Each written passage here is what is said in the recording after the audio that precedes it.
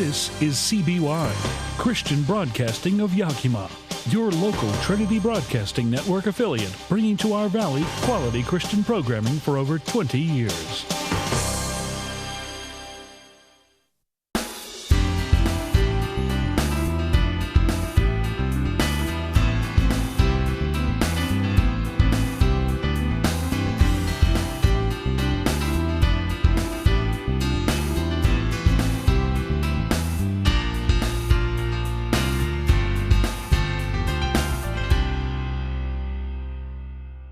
And welcome to There's Hope. Today we are very blessed to have in our studio Wanda Brunstetter, who is an award-winning novelist. Wanda, thank you for coming onto the show. Thank you for having me. It's my pleasure to be here. Now you write Amish novels, so for our viewers that might not be familiar with your books, go ahead and talk about them for us. Well, I've written everything from cookbooks to devotionals to Amish novels to calendars, gift books, children's books. A wide variety. Most of my books come out in paperback, hardback, large print for e-readers and Kindle, that kind of thing. And then they bring them out in audio as well. So I've had a lot of readers say that they can purchase my books when they are hearing impaired. So it's, and blind people as well, so it's very helpful in that respect as well. Now, being a writer is a gift from God. What inspired you to want to become a writer? Well, I always had my nose in a book as a child. I just couldn't get enough reading. And I used to imagine myself in the story. I would become the characters in the books. And so I started writing poetry at a young age.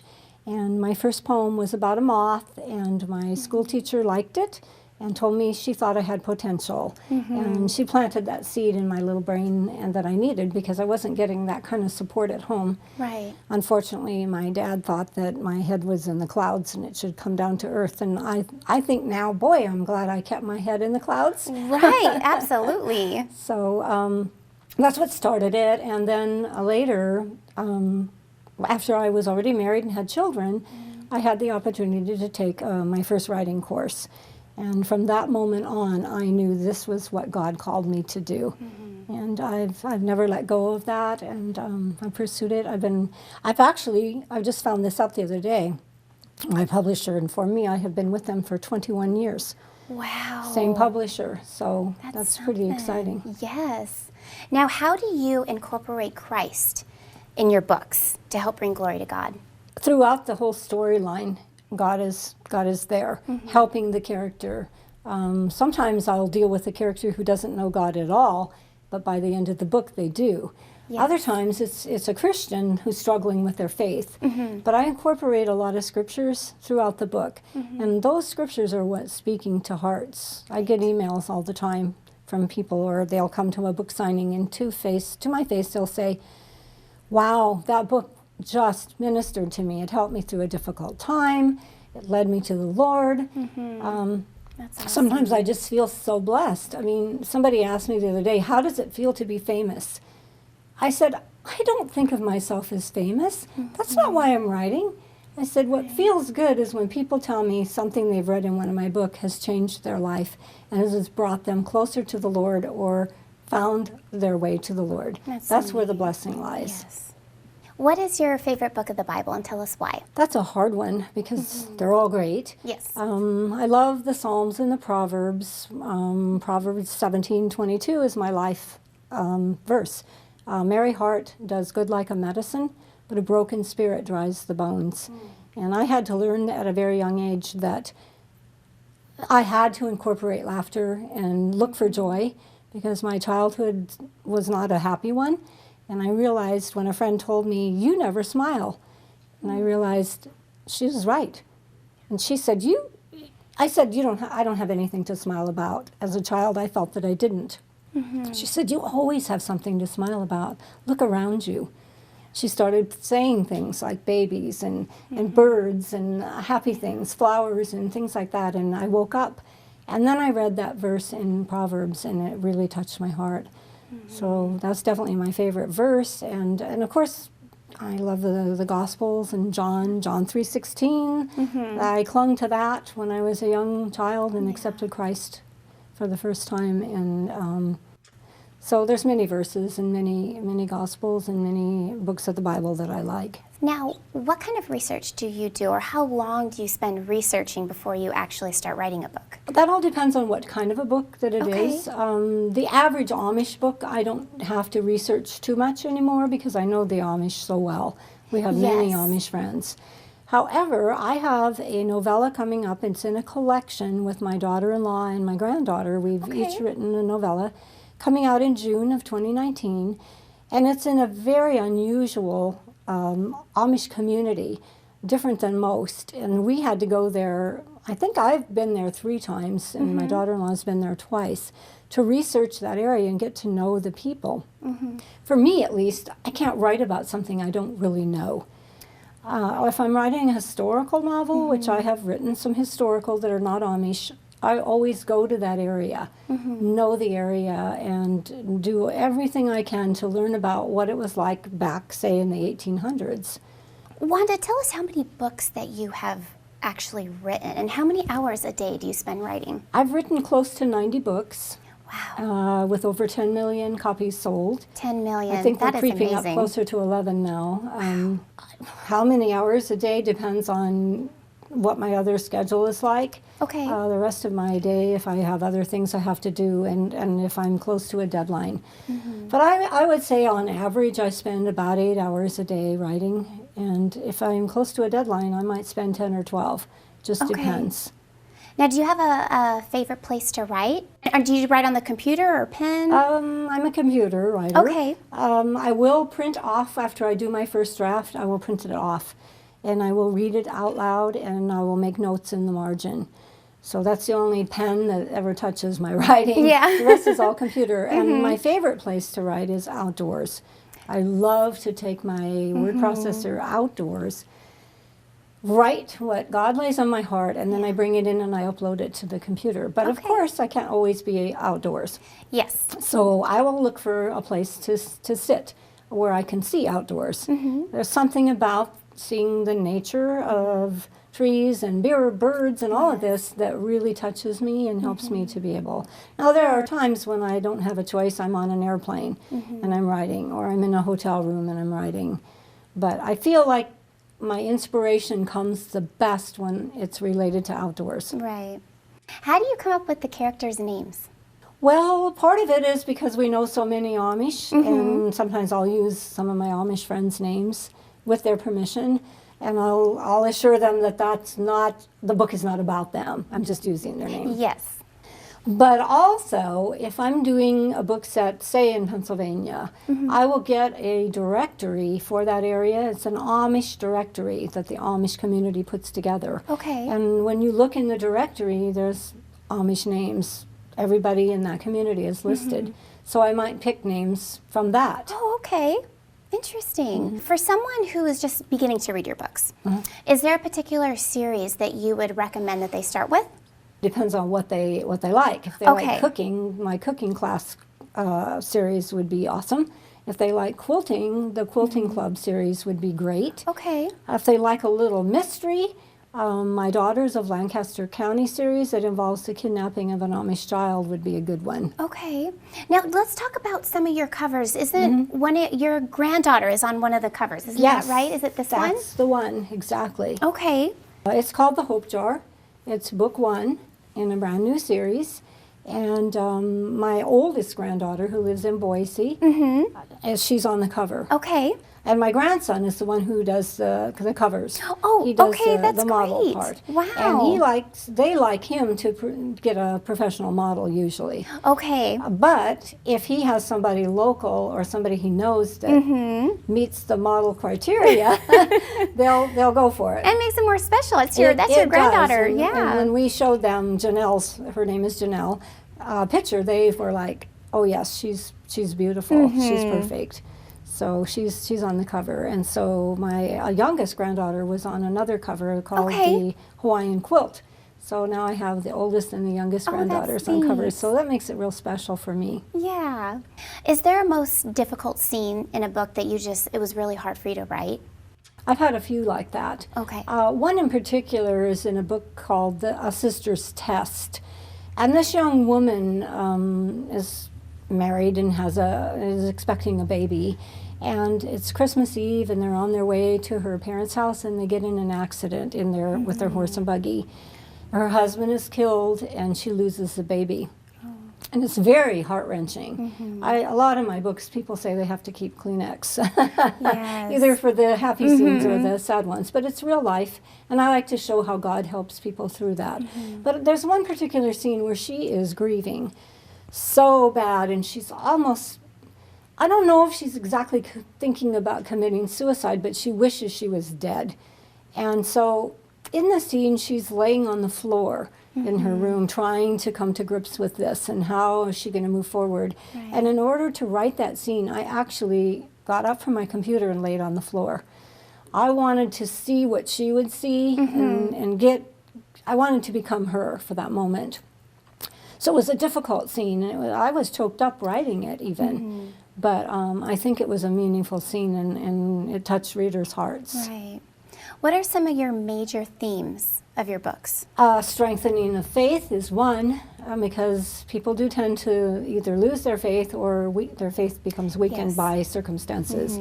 Another one is forgiveness. That's a big one, because if we don't forgive, we're the ones who suffer for that, not the person that we're refusing to forgive necessarily. And God says that if we don't forgive, He won't forgive. And that's important, forgiveness. And the Amish can teach us a lot about forgiveness because they're very quick to forgive. Now, do they do it immediately? No, but they realize very quickly that they need to. Right. And some horrendous things have been done to the Amish. And they go through a lot of accidents that are needless because people are careless in their cars and their trucks. Right. One Amish man in Missouri hit a horse and buggy with a mother and her son, and it killed her outright, and he became paralyzed. And the driver, he was a logging truck, he said, he told the, I don't know if it was the police or the people who came to interview him, but he said, well, they got what they deserved. They shouldn't be on the road. Now, that was very hurtful for the whole Amish family, bad enough that they lost the family, but they had to forgive him, and they did. And that sets an example for the rest of us. So forgiveness is another topic. There's many others. People who are lacking in hope, like in my hope jar. She came from an abused background, and so she does something deceitful in the story. And it's, you know, she's not a Christian, so she's struggling and trying to find where is her place in life and how can she get past the anger that she has for what has happened to her. Right. So that's why it's called The Hope Jar. And the second book that comes out next year is called The Forgiving Jar. And the third book is called The Healing Jar. Now, if you had to pick one character from any of your books to hang out with or spend time with, who would it be? And what would you do? Well, there's a couple of them, actually. In my book, The Half-Stitched Amish Quilting Club, the lady who teaches quilting, her name is Emma. I love her, and she reminds me of some of my Amish friends, and they are a joy to hang out with. Yeah. And if I could be with the character, it might be Emma, because she's not only smart and able to quilt well, but she's very intuitive, and she knows when somebody has got a problem, and she figures God has led her to that person to help them work through the problem. And I have Amish friends like that. I just spoke with one the other day on the phone. And she's just full of wisdom, and God's love shines through her. Now, this summer, a play made its debut that was based on one of your books. It was this book, actually. Yes. And The you Daughters were, of Lancaster County. you were there on opening night. I was. So go ahead and talk about that for us. Well, it's always exciting to see my characters jump out of a book and onto a stage. Absolutely. This is the second book that they have done. Based on one of my books. This one is actually based on an entire 3-book series, which is a little trickier to do because to compile all that into a 2.5-hour stage play. So it's a musical, so it's very dramatic, and then they're singing, lots of humor, but also the message is there, and it involves the kidnapping of an Amish child. So there's some emotional grippings, especially for the father. I was amazed at how well the actor portrayed the father and getting his feelings across. And of course, you know, when something horrendous happens like that, blaming starts. Got to blame somebody. So of course, the sister who had the child out on the picnic table and left him, she gets blamed. So they were able to get that across quite well, I thought, in the play. So it was fun to watch, and I'll be in Ohio in a week and a half at the premiere of that play. Same play, different actors, of course, in a different theater. Now, another character question, Wanda. Out of all your characters, which one are you most like, and why? Wow.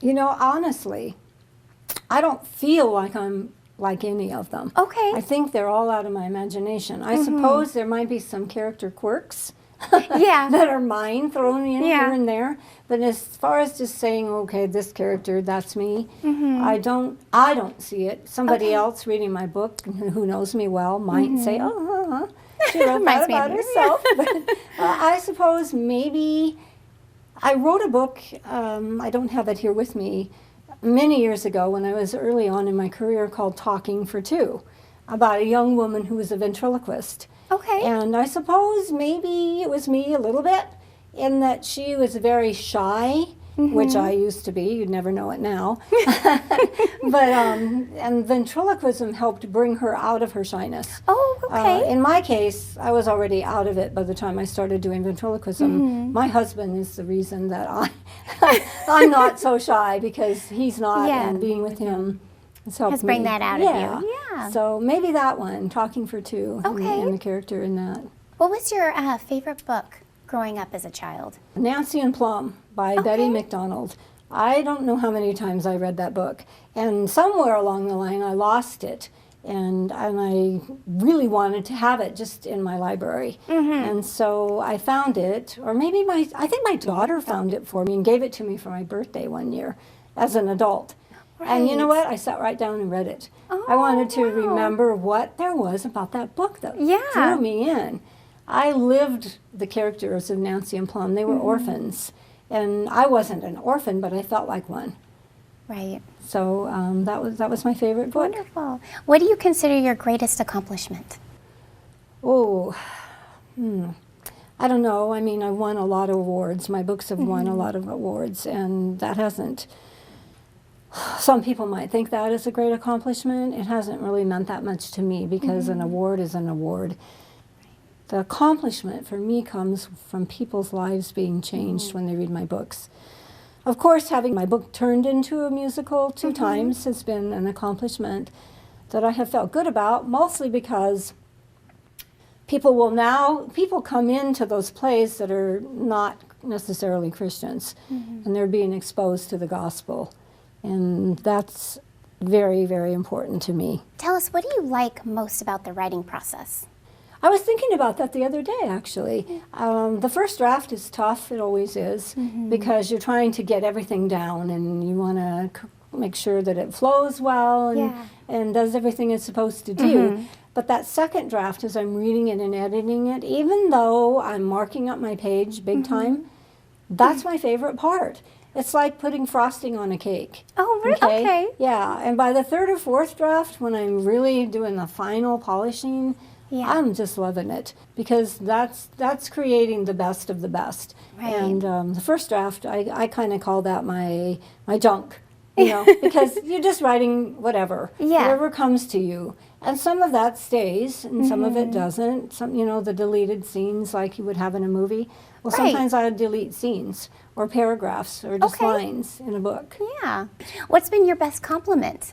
I guess that, and I heard this just in an email the other day. A lady told me that she never liked to read until she read my books, and now she's hooked. Wow. It brought that joy of reading to her.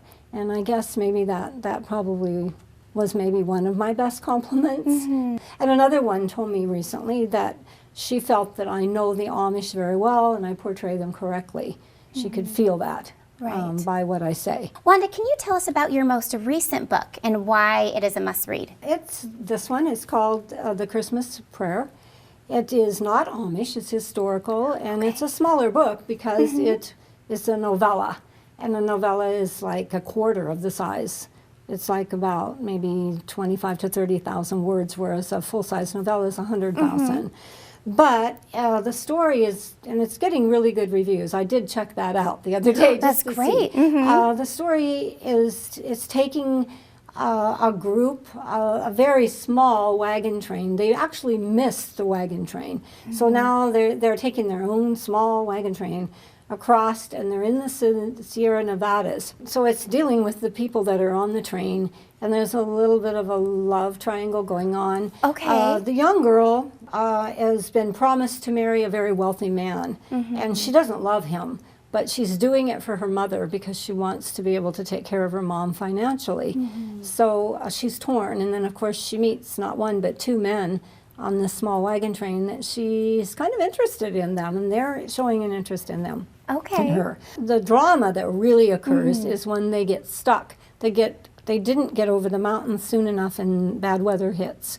So they are stuck in the snow, and it's basically a blizzard. Okay. So they take refuge in an old abandoned cabin, and they begin to worry now because they know what happened to the Donner Party several years ago. This is a true story about the Donners. Yes. And the Donners ran out of food and resorted to cannibalism. Right. And these people are just frightened that this could happen to them. Right. And so they're all thrown together in this small cabin, and tempers flare, and a lot of things are going on that shouldn't be, and so their faith is tested. And I think because of that, this is a good book for people who are maybe struggling with their faith, to see what God can do and how he does it. Right. Now you do book tours, so tell us about your travels. I was in Indiana in July for 2 weeks. I've got one coming up here in a week and a half. I'll be in Ohio for another 2 weeks. Part of it, I'll be at the play, signing books before and after the play. And then I'll be out speaking at a couple of different libraries. I'll speak and then sign books. Some of the bookstores will have me. We're even going to do a signing at a flea market. Oh, wow, okay. One of the Christian bookstores has a booth there, so I'll be there and signing. My daughter-in-law Jean will be with me, so it'll be exciting to get to meet new readers sometimes, and reader fans that I've met before. And then I'll have a meeting with my publisher because they're in that area. So it'll be a full 2 weeks. We're going to squeeze in time to visit some of our Amish friends as well. That's important. Yes. Wanda, I see that you brought a special guest with you, Randy Wright. I did. Randy, say hello to the audience. Hello to the audience. No, Randy. Just say an easy hello. An easy hello. Oh, Randy. You know what, Randy? You're going to be on TV. TV? You didn't tell me that. Well, I thought you knew. Are you okay with that? No, I'm not.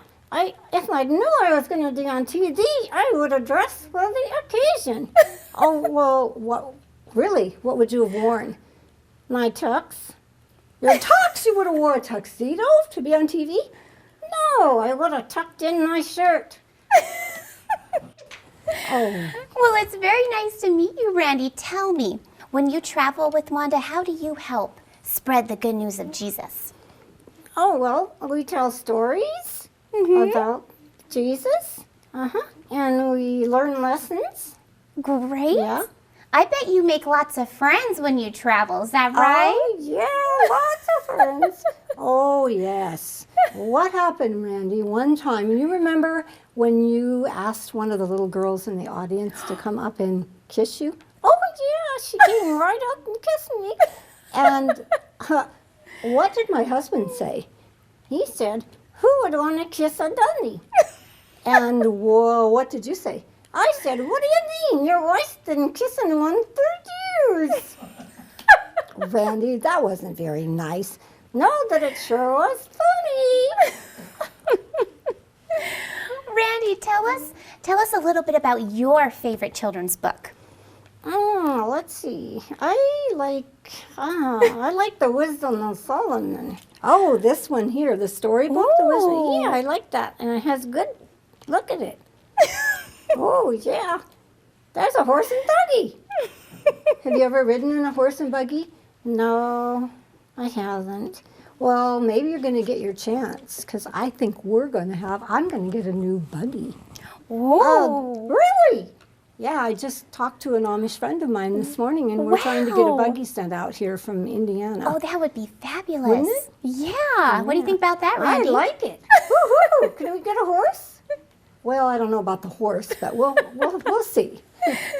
Randy, is there anything that you would like to share with any little boys or girls that are watching? Do unto others as you would have them do to you. That's good advice, and it comes right from the Bible, doesn't it? Yes, sirree. Couldn't be any more right about that, Randy, right? I'm Randy right because I'm always right. That's what he says. Wanda, when did you become interested in being a ventriloquist? When our children were young, my husband and I developed a puppet ministry, and we decided to travel around the state of Washington, and we did Bible schools, Sunday schools, Okay. retreats, that type of thing. We were always looking for something new to add besides being behind a puppet box. Yes. And my husband started doing those twisty animal balloons, and I decided ventriloquism would be fun. I'd always been fascinated with it. Yes, yes. And I got a book at the Christian bookstore called You Can Talk for Two.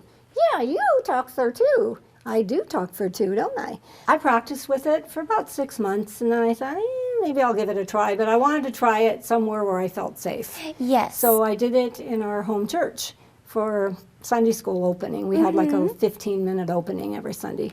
And they liked it. Great. So I decided I could get a ventriloquist figure. I think I started with just a hand puppet. And so I got Randy, and he's been with me ever since. He looks pretty good for having been around for so many years. Yeah. Randy, what's your secret? I get lots of rest. I sleep in a suitcase, you know. Wow, that must be kind of cramped, huh? Yeah, but it's okay. At least it's a house. At least it's a house. Okay. Wanda, tell us a little bit about you. Maybe something that maybe not very many viewers know. Don't tell them about me. Okay. They know about you. You've already shown yourself. Well, let's see. Of course, my family knows this story, but Okay.